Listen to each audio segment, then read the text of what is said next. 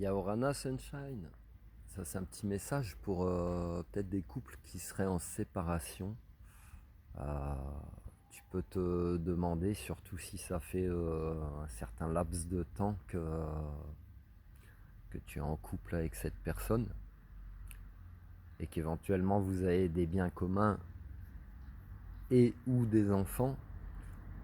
Tu peux te poser la question en fait d'une redirection de ta vie ou ton partenaire, hein, ce qui arrive dans la vie,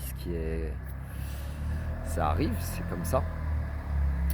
Mais en fait, parfois, dans certains couples, il peut y avoir cette hésitation de passer à l'action de changement de vie par rapport au...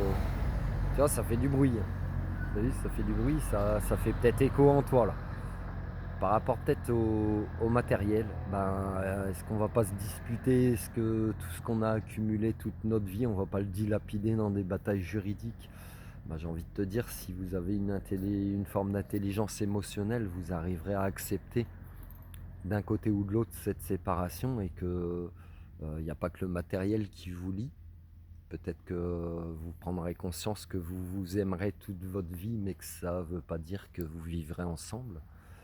Et s'il y a des enfants, eh ben, je t'invite à la réflexion suivante, c'est rester dans un couple en fait, où si tu as envie de te séparer, ça veut dire qu'il y a déjà des problèmes sous-jacents, des choses à régler sous-jacentes ou une envie de chacun, enfin individuelle ou commune, mutuelle, de nouveaux départs, de nouvelles directions dans votre vie.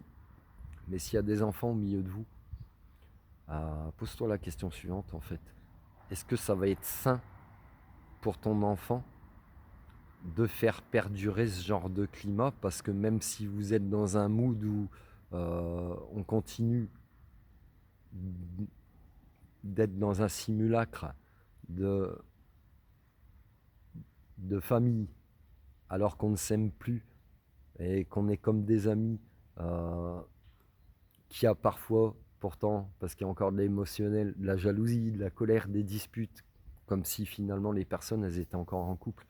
Pose-toi la question, est-ce que c'est sain pour ton enfant? Est-ce que c'est de l'équilibre pour ton enfant? Et tout ça, pourtant, ton intention, elle est peut-être pas mauvaise parce que peut-être que tu le mettras en place pour ne pas vouloir déstabiliser ton enfant. Je suis passé par là, hein. Et, quand je me suis séparé de la mère de mes filles, il s'est passé 2 ans avant qu'on fasse les démarches administratives de divorce, de séparation, etc. Pourtant, on était reliés que par nos enfants parce qu'on n'avait pas de bien commun.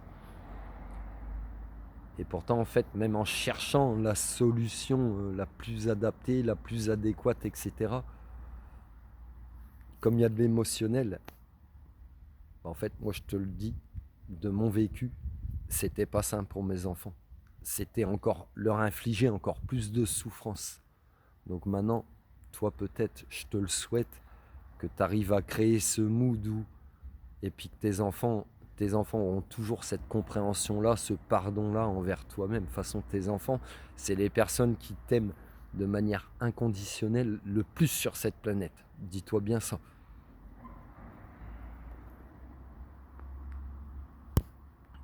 Et je sais pas pourquoi.